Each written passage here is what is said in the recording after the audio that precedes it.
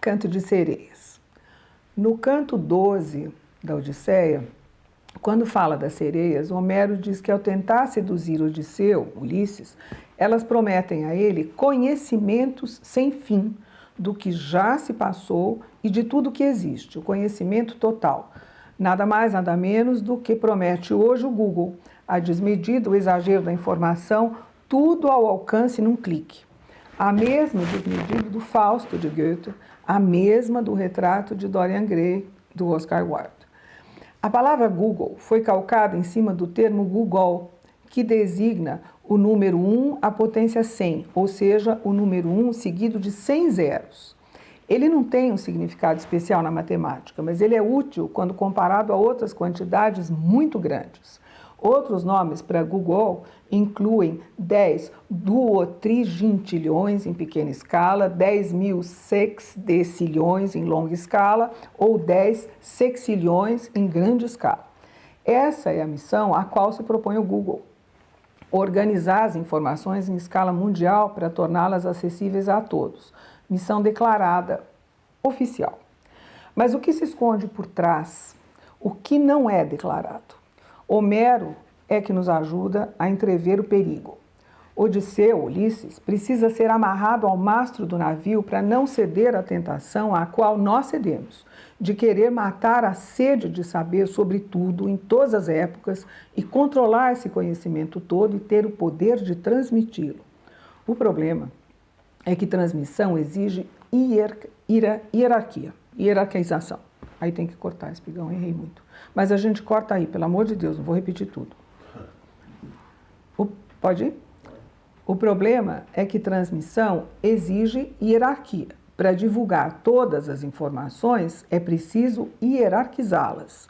Essa atividade de coleta de dados é interessante, mas perigosa.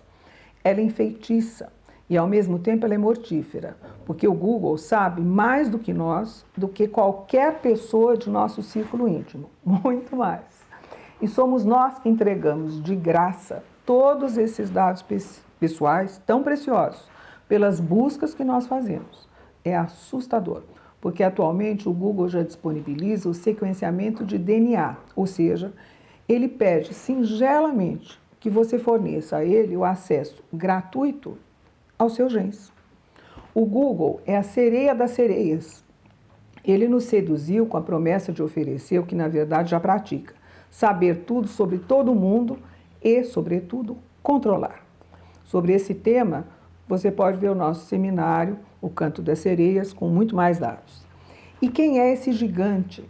A imagem mesma da desmedida. Do que é que nós somos todos hoje prisioneiros? Vejamos. O Google, a Amazon, o Facebook, a Apple e o Netflix são as empresas que deram origem à criação da sigla GAFAM, a ponta de lança de uma abordagem agressiva e perigosa. Por exemplo, mas não só, em 2019, eles se reuniram num pool que abriga 17 empresas, todas americanas, que são a base de sustentação e exploração da moeda virtual Libra, algo tão desmesurado que autoridades da União Europeia já alertaram para o perigo de uma criptomoeda supranacional, ou seja, uma ameaça explícita ao Estado-nação. O Estado-nação é a forma pela qual as sociedades se organizam, sob o comando de um governo instituído que estabelece suas políticas. Os mecanismos de controle são as instituições legais e um exército permanente. É isso que define o Estado-nação. Quanto à criptomoeda, ela é uma moeda virtual, óbvio, um dinheiro que não existe, uma moeda que não existe, criada por um grupo de instituições privadas, supranacionais, não vinculadas a um banco central ou a um órgão regulador, ou seja, sem fiscalização, ou seja, uma moeda soberana, um sistema autônomo e paralelo que pode assumir proporções perigosas. Se o tema interessar, nós temos 2 palestras a esse respeito: redes sociais e criptomoeda. Será? Nelas eu falo disso com mais detalhes e de outra ótica. Falando do poder supranacional desses gigantes americanos, ele hoje em dia é tamanho que a Dinamarca nomeou há pouco tempo o primeiro embaixador de tecnologias do mundo para lidar com quem? Com o Google, com a Apple e com o Facebook. E eu cito o Casper Klinger, que é o tal Embaixador, nossos valores, instituições, democracia e direitos humanos estão sendo colocados em xeque o tempo todo, graças ao surgimento de novas tecnologias. Essas empresas deixaram de ter apenas interesses comerciais e passaram a agir como verdadeiros atores de política externa. E não é só isso. Essas mesmas empresas sonegam impostos nos países em que elas ganham zilhões de dólares, ludibriando o fisco a ponto de o Google ter perdido, em meados de 2019, um processo bilionário na justiça francesa. Tão importante e tão bilionário que essas empresas todas, né, diante da ameaça de essa derrota do Google fazer jurisprudência, criar jurisprudência, propuseram um acordo à União Europeia. A contrapartida para não se processar todas elas é a criação, elas é que estão oferecendo, de um modelo internacional de recolhimento de impostos, que até hoje esses gigantes vêm sonegando. Trump, o presidente americano, não gostou e tomou medidas de retorção contra a União Europeia, mas aparentemente a festa acabou. E tem mais. Um processo coletivo de autoria, principalmente de juristas, foi aberto em 2019 para levar aos tribunais internacionais o Google, a Tesla, a Apple e a Microsoft por uso e exploração de mão de obra infantil nas minas de exploração de cobalto no Congo e também pelo grande número de mortes dessas crianças. O cobalto é indispensável para a fabricação de baterias de celulares, computadores e outros aparelhos. E o Congo detém 60% das reservas mundiais desse metal. Além de usar crianças para trabalhar nas minas, elas são extremamente mal pagas. Elas recebem, em média, $0,5 por dia. E elas morrem como moscas, porque com frequência acontecem desabamentos de minas.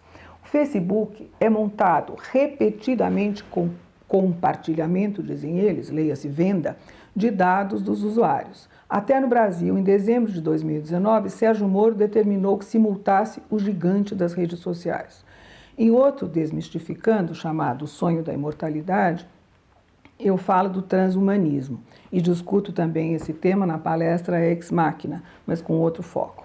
A discussão me parece necessária, não estou dizendo para ninguém usar o Google, claro que não, o Facebook ninguém precisa, mas a não ser as empresas, claro, mas a questão é outra. A questão, quando se fala, por exemplo, o Google, de promessa de juventude eterna, ela está falando do quê? Essa promessa de controlar o tempo.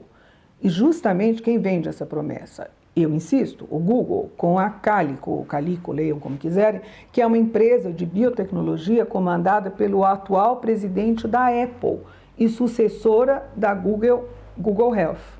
Ou seja, o que a gente tem hoje, se nós formos olhar para a metáfora mais antiga da nossa identidade ocidental, é o quê? O Aquiles, que é o nosso modelo de herói no Ocidente, ele encarna a figura do guerreiro que escolhe a imortalidade na glória, ambas divinas, né? Ao invés de uma longa vida prosaica. Mas é uma escolha. Claro que todos nós gostaríamos de reter o tempo.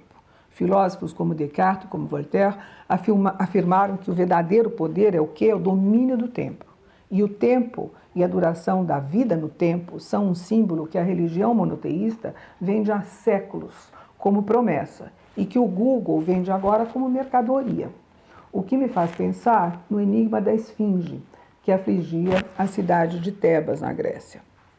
Ela dizia a frase que ficou famosa: decifra-me ou te devoro. E ela perguntava: que criatura tem 4 pés pela manhã, 2 ao meio-dia e 3 à tarde? E estrangulava quem não conseguisse responder. Daí a origem do nome esfinge, que em grego, esfingo, significa estrangular. Isso até que Édipo conseguiu decifrar e respondeu: o homem, porque ele engatinha na infância, anda ereto na idade adulta e precisa de bengala na velhice. Essa promessa de juventude eterna pode parecer sedutora, como um canto de sereias, e ela se desdobra em 2, por enquanto, né? Viver por muitas décadas mais e ter aparência sempre jovem, sem as marcas do tempo que enobrecem os homens, mas que parecem ser proibidas em mulheres, cada vez mais parecidas com clones em certas sociedades. Obrigada e até a próxima.